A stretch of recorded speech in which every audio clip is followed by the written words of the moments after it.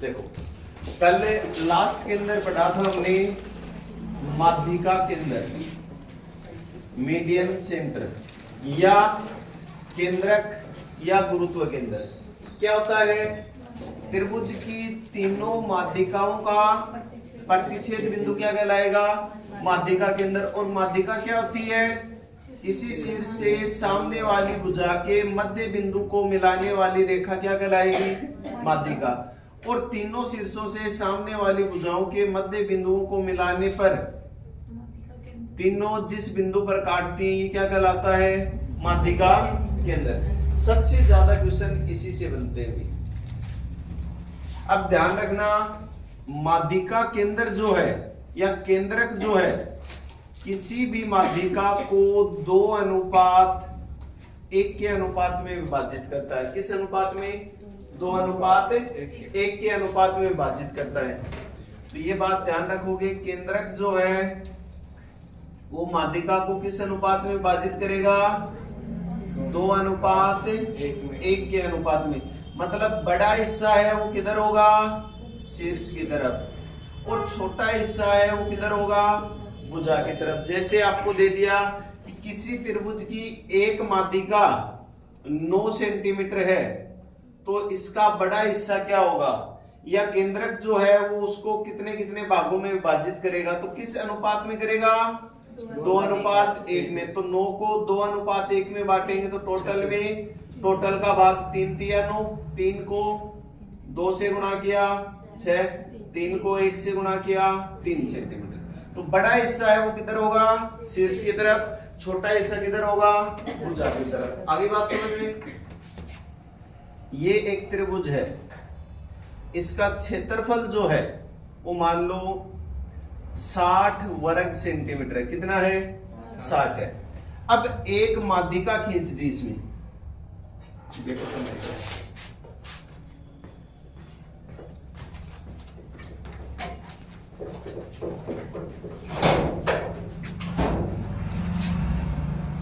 एक माध्यिका खींच दी तो माध्यिका जो है, अब ये जो थ्योरी है सबसे इंपॉर्टेंट है, क्षेत्रफल में भी काम में आएगी और अपने ज्यामिति पढ़ रहे हैं, ज्योमेट्री पढ़ रहे हैं, वहां भी काम में आती है। पूरे का क्षेत्रफल 60 है, एक माध्यिका खींचेंगे तो कितने हिस्से बने? 2 बनेगा। तो ध्यान रखना, एक माध्यिका त्रिभुज को 2 बराबर क्षेत्रफल वाले भागों में बांटती है, 2 बराबर क्षेत्रफल वाले 2 त्रिभुजों में विभाजित करती है। तो इसका कितना होगा? 30 होगा। और इसका भी कितना होगा? 30 होगा। आगे बात समझ में? जैसे ये एक त्रिभुज है, ये केंद्रक है। अगर तीनों शीर्षों को इस केंद्रक से मिला दिया जाए तो कितने त्रिभुज बने? 3 त्रिभुज बनेगा। तीनों क्षेत्रफल में बराबर रहेंगे। पूरे का 60 है तो तीनों का कितना कितना होगा? 20-20 होगा। आगे बात समझ में? एक ही माध्यिका खींची जाए तो 2 त्रिभुज बने हैं, दोनों क्षेत्रफल में बराबर रहेंगे। अगर केंद्रक को तीनों शीर्षों से मिला दिया जाए कितने त्रिभुज बने? 3 बने, तीनों क्षेत्रफल में बराबर रहेंगे। आगे बात समझ में? इसके बाद अगर तीनों माध्यिकाओं को ही खींच दिया जाए कितने त्रिभुज बने? त्रिभुज टोटल कितने बने? 1 2 3 4 5 6 बनेगा। 6 के 6 क्षेत्रफल में बराबर होते हैं। आगे बात समझ में? पूरा अगर 60 का है तो ये कितने कितने के होंगे? 10-10 के। तो माध्यिका जो है वो किसी भी त्रिभुज को क्षेत्रफल की दृष्टि से बराबर भागों में विभाजित करती है। कर लोगे ये चीजें? अगर एक ही माध्यिका दे रखी है तो 2 त्रिभुज बनेंगे, दोनों का क्षेत्रफल क्या होगा? बराबर होगा। अगर केंद्रक को तीनों शीर्षों से मिलाया जाए तो 3 त्रिभुज बनेंगे, तीनों क्षेत्रफल में बराबर रहेंगे। इसी प्रकार अगर तीनों माध्यिकाओं को ही खींच दिया जाए तो टोटल 6 त्रिभुज बनेंगे और 6 के 6 क्षेत्रफल में क्या होंगे? बराबर होंगे। तो लिखेंगे कल कितना किया था?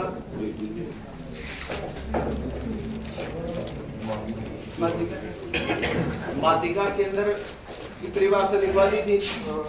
इसके बाद लिखेंगे त्रिभुज में माध्यिका केंद्र, माध्यिका केंद्र माध्यिका को, माध्यिका केंद्र माध्यिका को 2:1 के अनुपात में विभाजित करता है। माध्यिका केंद्र माध्यिका को 2:1 के अनुपात में विभाजित करता है।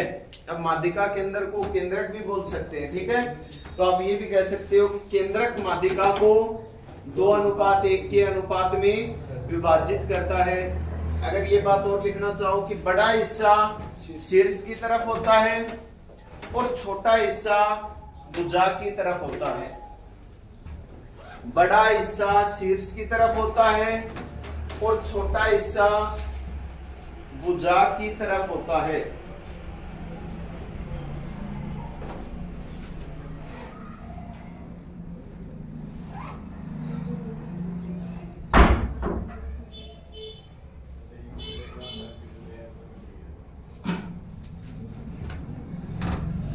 अब जैसे नीचे आप त्रिभुज बना सकते हो ए बी सी, ये तीनों माध्यिकाएं खींच दी इसमें।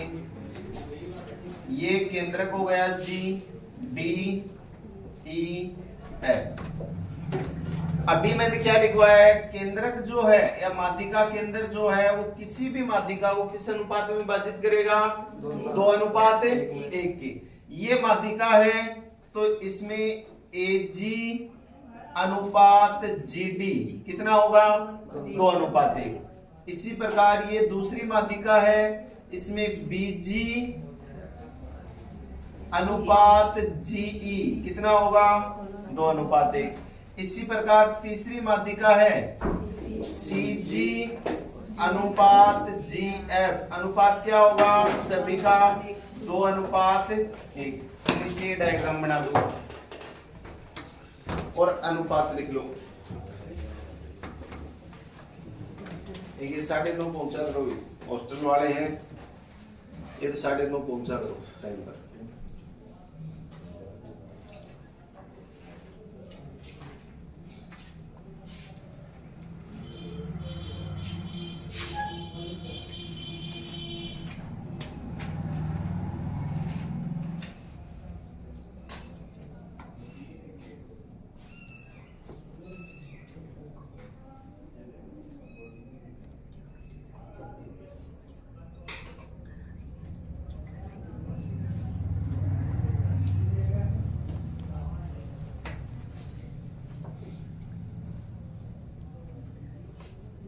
और अगर आप इससे भी ज्यादा पढ़ना चाहो, कोई ये गेम थोड़ा सा और डीपली बढ़ाओ, तो 1-2 बातें और बता देता हूं। इसी में ये त्रिभुज है, इसमें ये तीनों माध्यिकाएं हो गई क्या,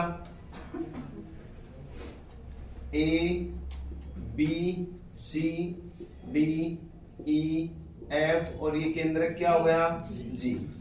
केंद्रक जो है वो किसी भी माध्यिका को किस अनुपात में विभाजित करेगा, 2:1 के। अगर इन दोनों बिंदुओं को आपस में मिला दिया जाए, मान लो यहां बिंदु आ गया H, तो आपसे और भी एडवांस अगर आप तैयारी करना चाहो तो इनका अनुपात पूछे, AH अनुपात HG, तो ये होता है 3:1। ये जो अनुपात होगा ये क्या होगा, 3:1। अगर और भी आप करना चाहो तो ये याद रखना चाहो तो रख सकते हो, बाकी आपके लेवल तक नहीं पूछा जाएगा, ठीक है। ग्रेजुएशन लेवल पर जो भी एग्जाम होते हैं उनमें ये चीजें पूछ सकता है।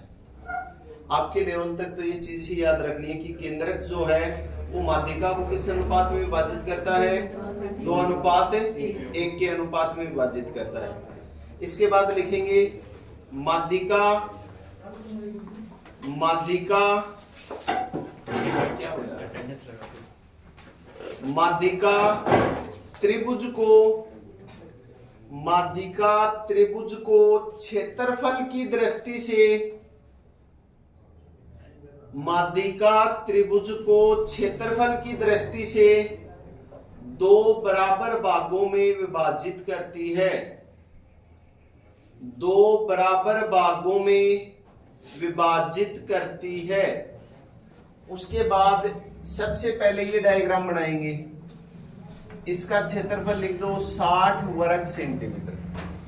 सबसे पहले ये बना दो मूल त्रिभुज।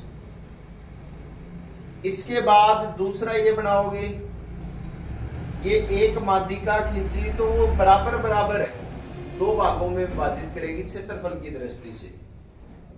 तो उसके बाद उसी के आगे बनाते जाना।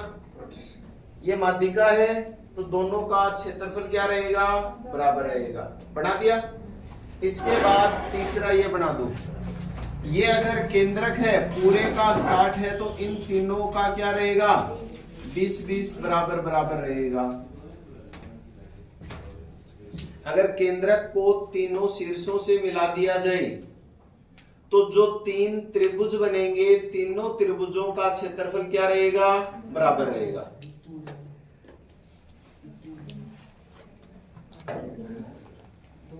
उसके बाद लास्ट ये बना दो, ये बना दो। वो बनाने के बाद ये बना दो, अगर तीनों माध्यिकाओं को एक साथ खींच दिया जाए तो 6 त्रिभुज बनेंगे और 6 के 6 क्षेत्रफल में क्या होंगे, बराबर होंगे।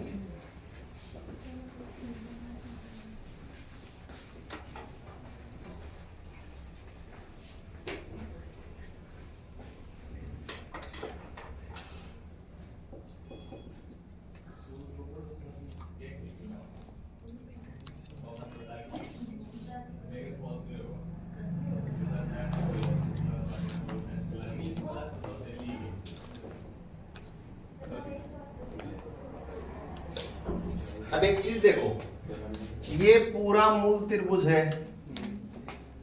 अब इनका क्षेत्रफल, इस त्रिभुज का क्षेत्रफल मूल का क्या होगा, आधा होगा क्या। तो ये बात और अगर साथ में लिखना चाहो तो क्षेत्रफल कितना होगा, मूल त्रिभुज का आधा होगा। यहाँ कितने त्रिभुज बने, 3 बने क्या, तो कौन सा हिस्सा होगा, 1/3 भाग। आगे बात समझ में। आपसे थ्योरी के रूप में ये भी पूछ सकता है कि अगर तीनों शीर्षों को केंद्रक से मिला दिया जाए तो जो 3 त्रिभुज बनेंगे उनका क्षेत्रफल प्रत्येक का मूल त्रिभुज का 1/3 भाग होगा। आगे बात समझ में। इसी प्रकार यहाँ कितने त्रिभुज बने हैं, 6 बने क्या, तो प्रत्येक का क्षेत्रफल मूल त्रिभुज के क्षेत्रफल का कौन सा हिस्सा होगा, 1/6 भाग होगा। बता दोगे। अब यहाँ पर देखो, इनको मिला दिया तो ये त्रिभुज बना गया, बना गया। ये जो त्रिभुज होगा ये मूल त्रिभुज का 1/12 भाग होगा। और भी एडवांस पढ़ना चाहूंगा।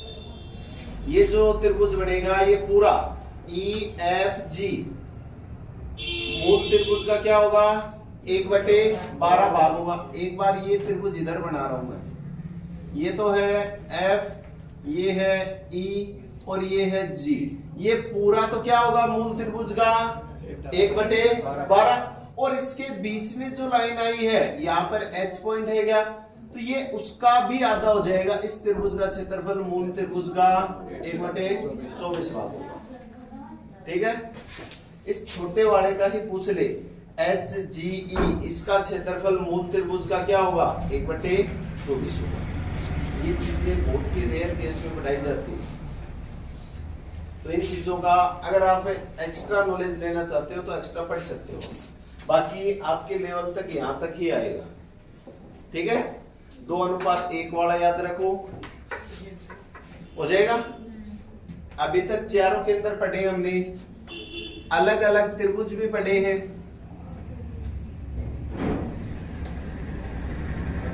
अब उनमें ये देखेंगे कि जो ये केंद्र है ये कहां पर स्थित होते हैं।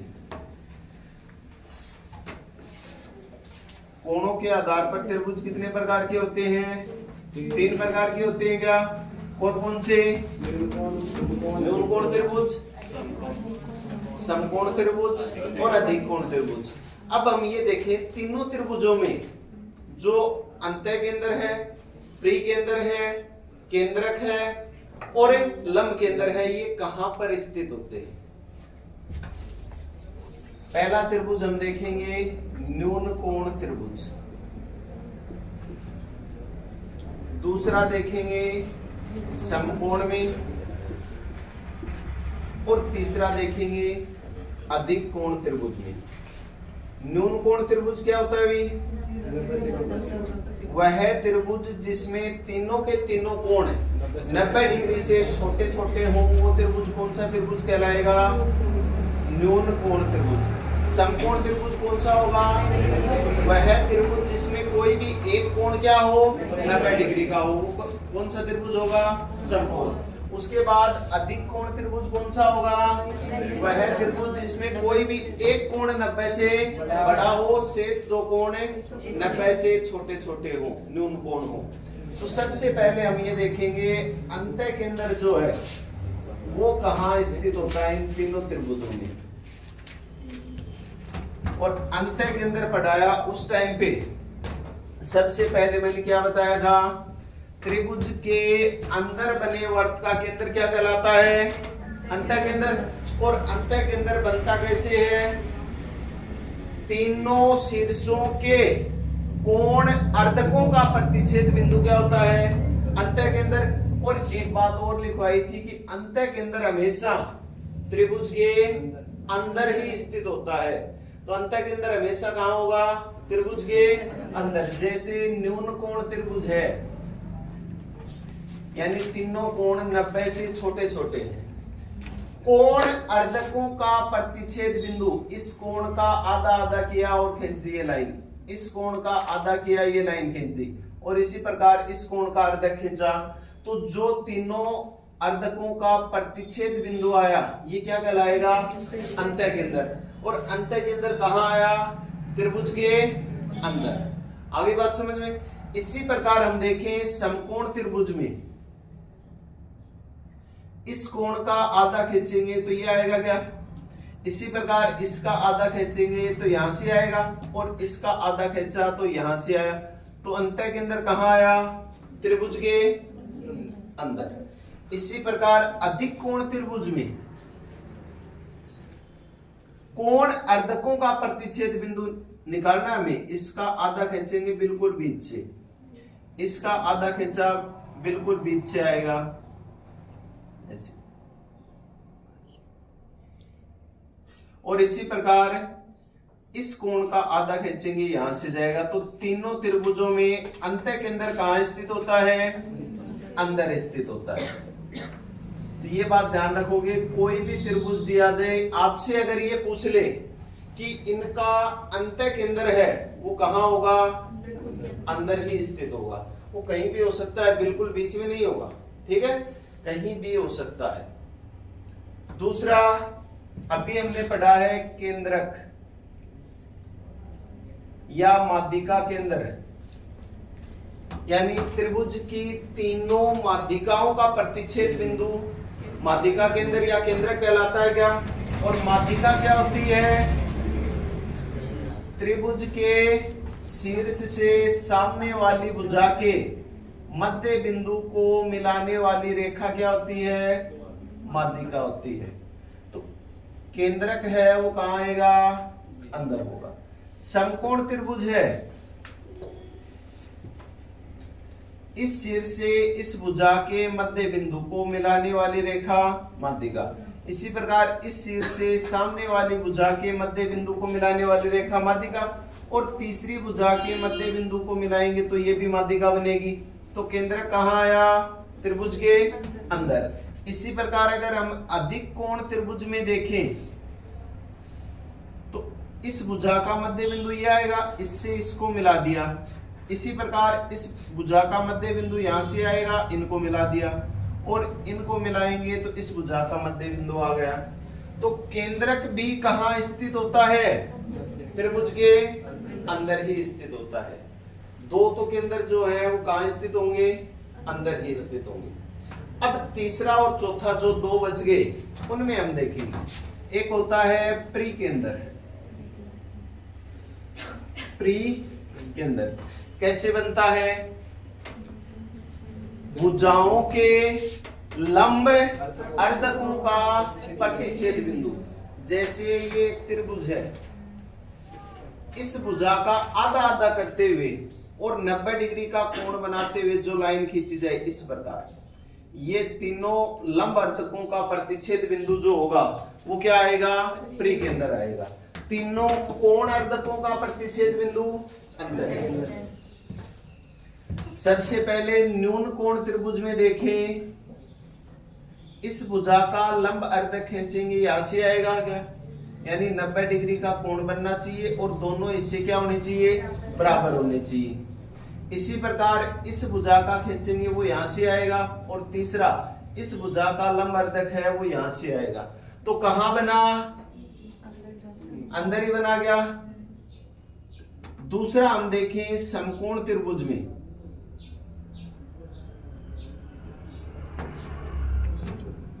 सबसे पहले इस भुजा का लंब अर्धक खींचेंगे। लंब अर्धक का मतलब है इसका आधा आधा करना चाहिए और उस बिंदु पर क्या बनना चाहिए, 90 डिग्री का कोण बनना चाहिए। क्या बनना चाहिए, 90 डिग्री का कोण बनना चाहिए। इस भुजा का लंब अर्धक खींचेंगे वो यहां से आएगा, तो दोनों के दोनों लंब अर्धक या तीनों के तीनों इस भुजा का खींचेंगे वो यहां से आएगा ऐसे। तो तीनों के तीनों कहां मिले, समकोण त्रिभुज में। ये भुजा क्या कहलाती है, कर्ण कहलाती है क्या। तो ध्यान रखना समकोण त्रिभुज में परिकेंद्र जो होता है वो कर्ण का मध्य बिंदु होता है। क्या होता है, कर्ण का मध्य बिंदु होता है, यानी जो कर्ण का मध्य बिंदु होगा यहां से ये दूरी, ये दूरी और ये दूरी, तीनों की तीनों दूरियां बराबर होती हैं। ठीक है। तीसरा आया अधिक कोण त्रिभुज। अब यहां पर देखो, इस भुजा का लंब अर्धक खींचेंगे आधा आधा करते हुए 90 डिग्री का कोण बनाते हुए खींचेंगे वो यहां से जाएगा क्या, ऐसे। इसी प्रकार इस भुजा का लंब अर्धक खींचा तो वो यहां से जाएगा क्या, ऐसे। और इसी प्रकार इस भुजा का लंब अर्धक खींचेंगे वो ऐसे जाएगा। तो कहां पर बना, त्रिभुज के बाहर बना। कहां बना, त्रिभुज के बाहर। तो ध्यान रखोगे अंत केंद्र है, तीनों के तीनों कहां बनते हैं, अंदर। प्री केंद्र है, तीनों के तीनों कहां बनते हैं, अंदर। इसी प्रकार प्री केंद्रक, केंद्र कहां बनते हैं, तीनों के तीनों अंदर। प्री केंद्र न्यून कोण त्रिभुज में अंदर, समकोण त्रिभुज में कर्ण का मध्य बिंदु, अधिक कोण त्रिभुज में त्रिभुज से बाहर। और चौथा आता है लंब केंद्र, ऑर्थो सेंटर।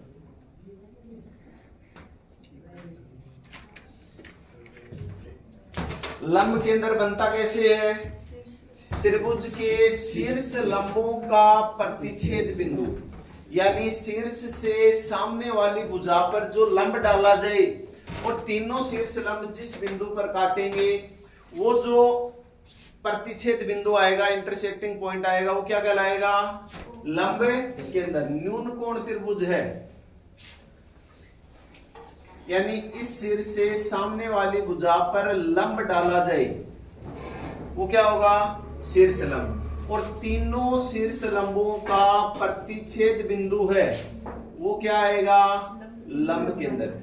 एक बात बताओ, ये जो शीर्ष लंब है सामने वाली भुजा के मध्य बिंदु पर मिलते हैं या नहीं मिलते, कोई गारंटी नहीं है, मिल भी सकते हैं नहीं भी मिल सकते।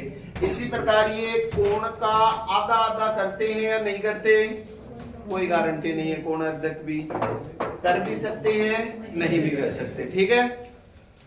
समकोण त्रिभुज में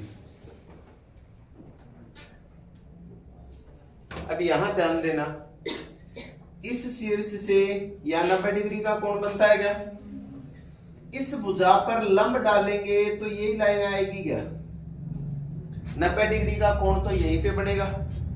दूसरा, इस शीर्ष से इस भुजा पर लंब डाला जाएगा तो यही लाइन आएगी क्या, दोनों कहां पर काटेंगे, समकोण वाले शीर्ष पर। इसी प्रकार अगर हम इस भुजा पर, इस शीर्ष से इस भुजा पर लंब डालें तो वो भी यहीं से जाएगा।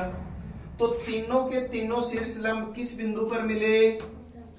समकोण वाले शीर्ष पर। कहां पर मिलेंगे? जहां पर 90 डिग्री का कोण बनता है वहां मिलेंगे। तो जहां समकोण होता है या 90 डिग्री का कोण होता है उस शीर्ष पर क्या होता है? लंब केंद्र होता है। तीसरा, अधिक कोण त्रिभुज। अधिक कोण त्रिभुज में देखें तो इस शीर्ष से इस भुजा पर लंब डालेंगे तो 90 डिग्री का कोण बनेगा, वही तो शीर्ष लंब होगा। यानी इस भुजा को आगे बढ़ाएंगे तो यहां पर 90 का कोण बनेगा, यानी शीर्ष लंब ये होगा। इसी प्रकार इस भुजा पर, इस शीर्ष से इस भुजा पर लंब डालेंगे तो वो 90 डिग्री का कोण यहां से बनेगा ऐसे। तो प्रतिच्छेद बिंदु कहां आएगा? त्रिभुज से बाहर। इसी प्रकार इस शीर्ष से इस भुजा पर लंब डालेंगे तो वो ये बन जाएगा, और इनको पीछे बढ़ाएंगे तो यहां तीनों के तीनों काटेंगे। तो अधिक कोण त्रिभुज में परिकेंद्र और लंब केंद्र कहां होते हैं? बाहर होते हैं। समकोण त्रिभुज में परिकेंद्र तो कहां होता है? कर्ण का मध्य बिंदु। लंब केंद्र कहां होता है? समकोण वाले शीर्ष पर। इनके अलावा सभी में जो भी केंद्र बच गए त्रिभुज के अंदर ही स्थित होते हैं। यानी ये 4 याद रख लो, बाकी सारी कंडीशन में त्रिभुज के अंदर ही स्थित है। आगे समझ में? उतार दिखाई नहीं दे रहा? इसको थोड़ा सा इधर देखो।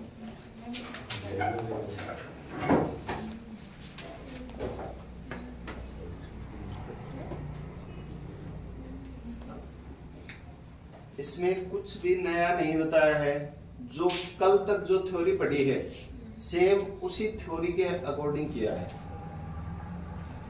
केंद्र कहाँ बनता है, लंब केंद्र कहाँ बनता है, कैसे बनता है, अंतः केंद्र कैसे बनता है, प्री केंद्र कैसे बनता है।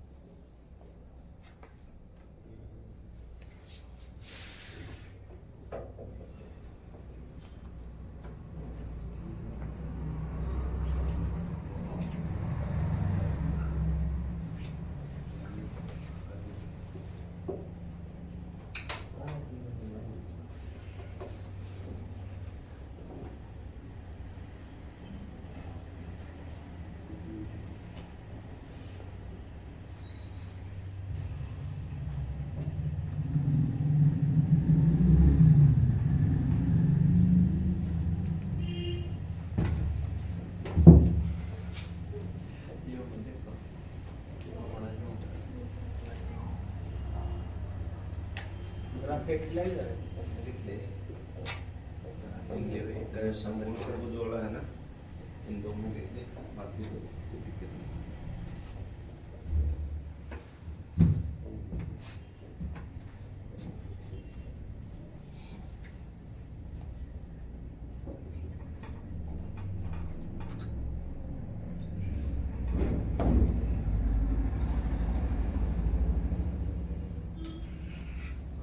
सही बनाना, भी गलत मत बना देना। न्यून कोण वाला दिक कोण वाले में कर दो। ध्यान रखना।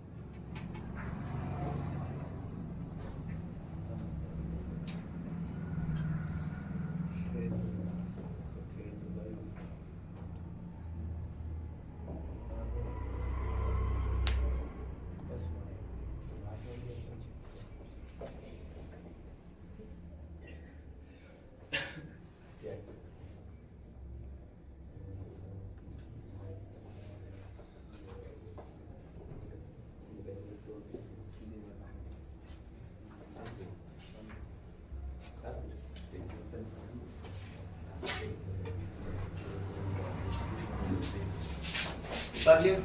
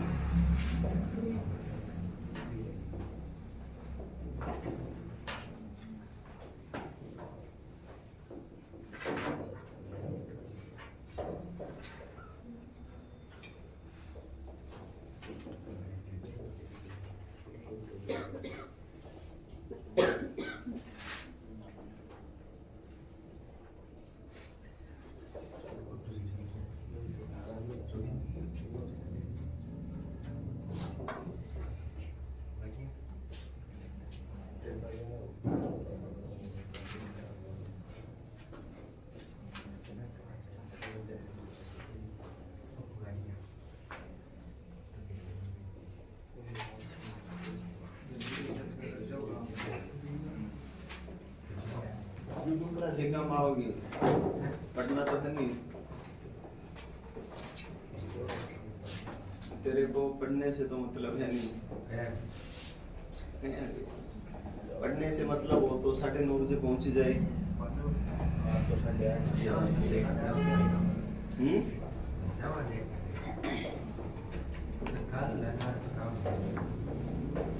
कल किसी का नहीं है, ठीक है तो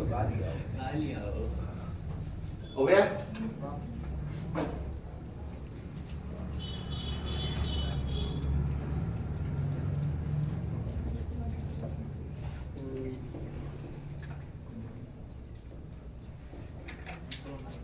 इधर वाला हो गया क्या?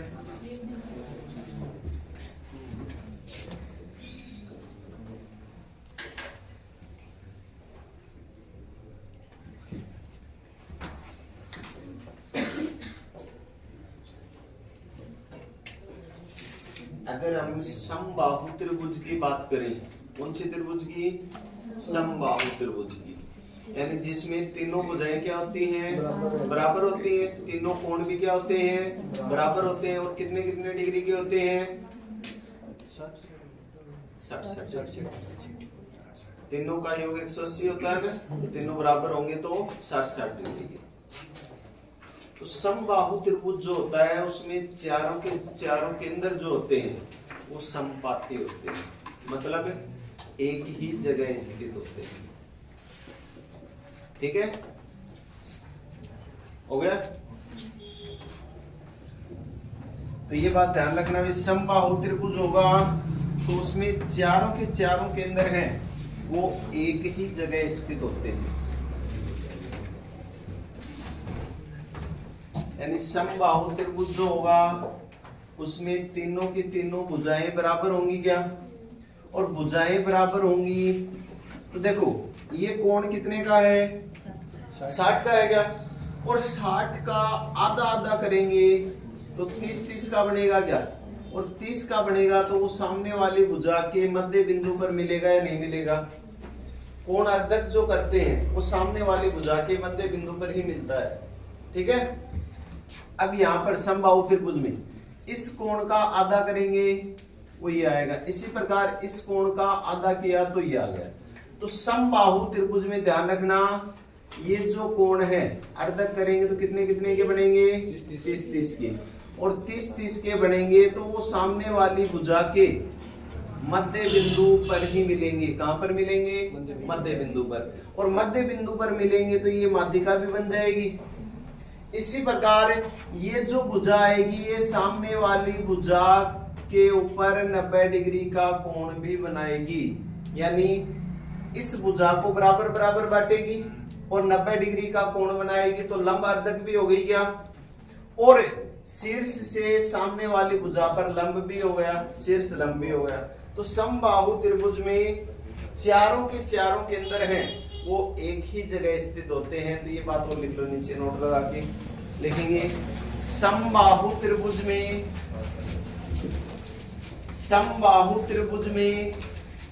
चारों केंद्र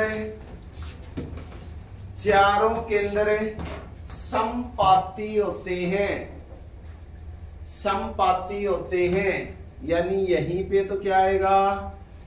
केंद्रक आएगा, यहीं पे परिकेंद्र होगा, यहीं अंतः केंद्र होगा और यहीं लंब केंद्र होगा। चारों के चारों केंद्र हैं वो कहाँ स्थित होंगे? एक ही जगह स्थित होंगे। बना दो।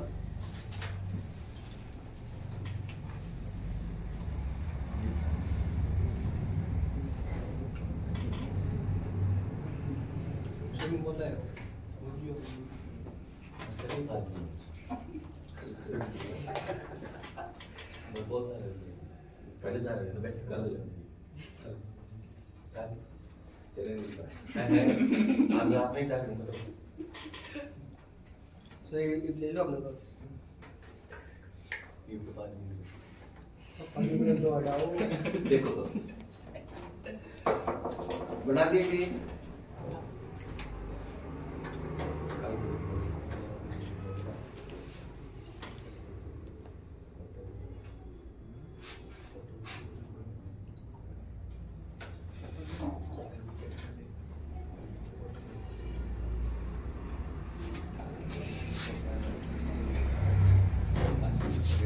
अब अगर हमें थोड़े से क्वेश्चन करेंगे एक बार, जो थ्योरी पढ़ी है ना एक क्लास में, अब तक जो थ्योरी पढ़ी है उसकी क्वेश्चन करेंगे। आज स्टार्ट करेंगे, कुछ कल करेंगे, उसके बाद आगे की थ्योरी पढ़ेंगे। लिखेंगे क्वेश्चन।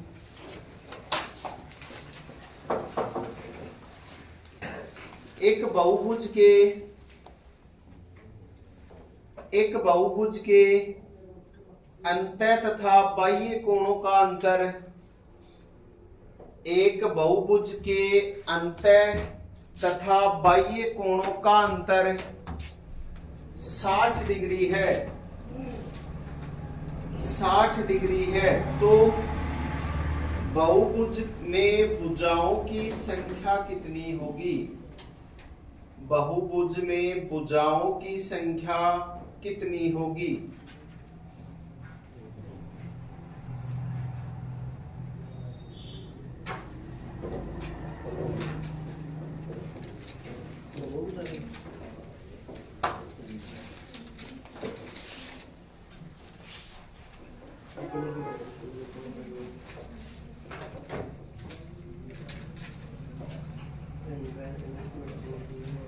मतलब क्या है इसका? कोई भी बहुभुज है, कितनी भी भुजाओं का एक बहुभुज है, उसमें प्रत्येक अंतः कोण और प्रत्येक बाह्य कोण का जो अंतर है ना वो 60 डिग्री का है। दोनों का अंतर 60 डिग्री का है तो प्रत्येक अंतः कोण और प्रत्येक बाह्य कोण का अंतर निकाल दो। प्रत्येक अंतः कोण कैसे निकालते हैं? n-2 इंटू 180, ये तो क्या होता है?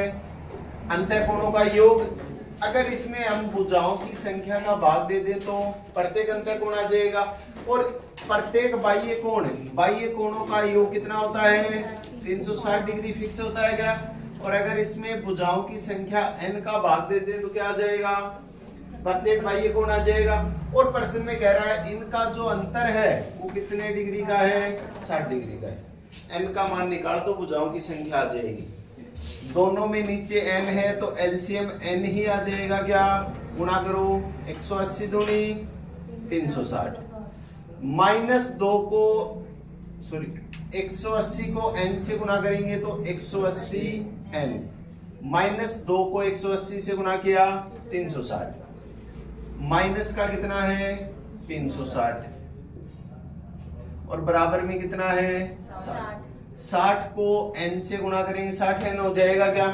तो 180 n माइनस 360 और 360 है 720 बराबर है 60 n। इसको इधर ले आएंगे तो माइनस का होगा। 180 में से 60 घटाया तो 120 n, माइनस का 720 है, इसको उधर ले जाओ प्लस का हो जाएगा। तो काटेंगे तो 12 6 की 72, तो n का मान कितना आ गया? 6। तो इसमें भुजाओं की संख्या है वो कितनी होगी? 6 होगी। थ्योरी में हम कवर कर चुके थे अंतः कोणों का योग, बाह्य कोणों का योग, प्रत्येक अंतः कोण या प्रत्येक बाह्य कोण कैसे निकालते हैं।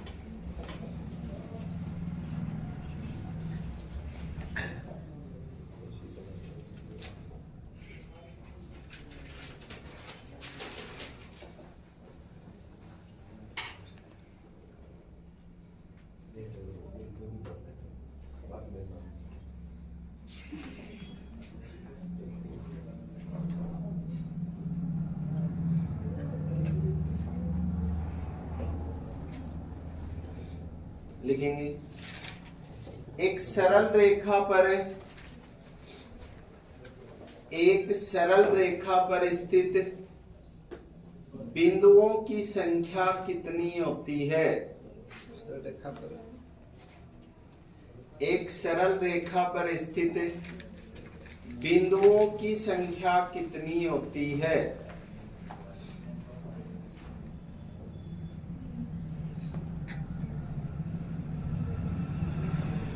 एक सरल रेखा पर स्थित बिंदुओं की संख्या कितनी होती है? कितनी होती है? एक सरल रेखा पर एक लाइन के ऊपर कितने बिंदु होते हैं? अनंत होते हैं, जिन्हें हम गिन नहीं सकते। तो कितना आ जाएगा? अनंत। लिखेंगे अगला, एक त्रिभुजाकार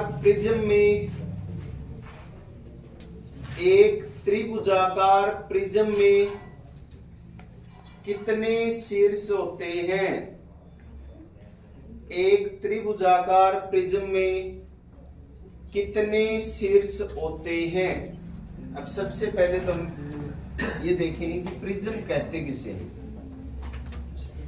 प्रिज्म कहते किसे हैं? ये बताओ कितने होंगे?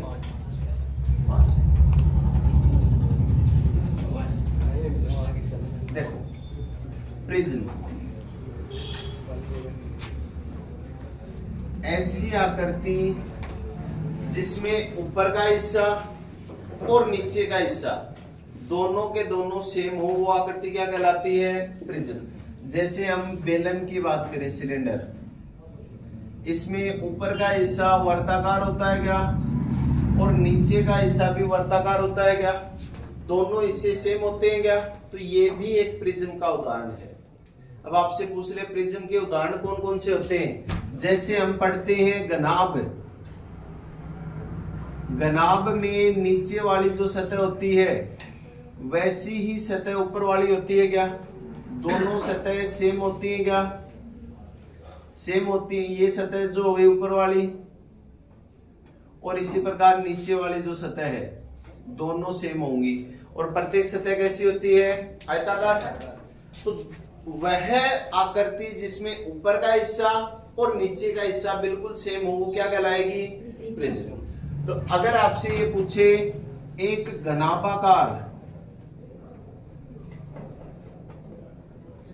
या एक आयताकार प्रिज्म में कितने शीर्ष होते हैं? आयताकार प्रिज्म यानी नीचे का हिस्सा भी क्या होना चाहिए? आयताकार। ऊपर का हिस्सा भी क्या होना चाहिए? आयताकार। कितने शीर्ष होंगे? 1 2 3 4 और 4 शीर्ष नीचे। कितने होंगे? 8।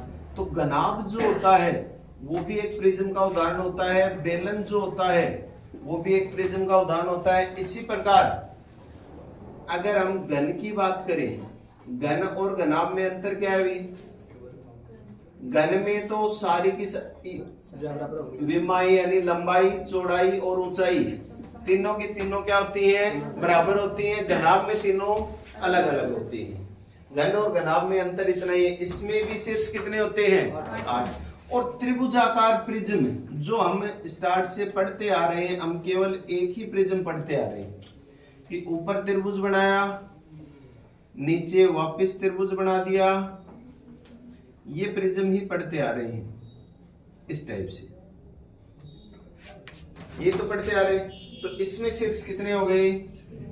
1 2 3 4 5 और 6। तो कितने शीर्ष होते हैं? 6। पीछे वाला शीर्ष है, नीचे वाला जो है वो दिखाई नहीं देता है। ऊपर वाले तीनों देख सकते हैं, नीचे वाले 2 देख सकते हैं। तो आपको जो डायग्राम दिखेगा किताबों में बना हुआ, तो पीछे वाला शीर्ष दिखाई नहीं देगा। इस कारण 5 आ रहे थे। ठीक है। तो ऊपर का हिस्सा और नीचे का हिस्सा दोनों सेम रहे तो वो आकृति क्या कहलाएगी? प्रिज्म।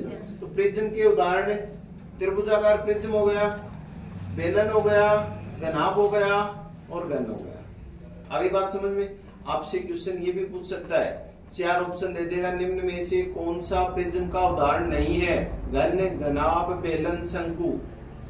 तो शंकु। क्योंकि शंकु जो होता है उसमें ऊपर का हिस्सा तो वर्ताकार होता है लेकिन नीचे का हिस्सा वर्ताकार नहीं होता है। ऊपर नीचे दोनों जो हिस्से होते हैं वो सेम नहीं होते। ठीक है, बता दोगे कितने शीर्ष होंगे? बाकी थ्योरी जो है इसको रिपीट करके आना।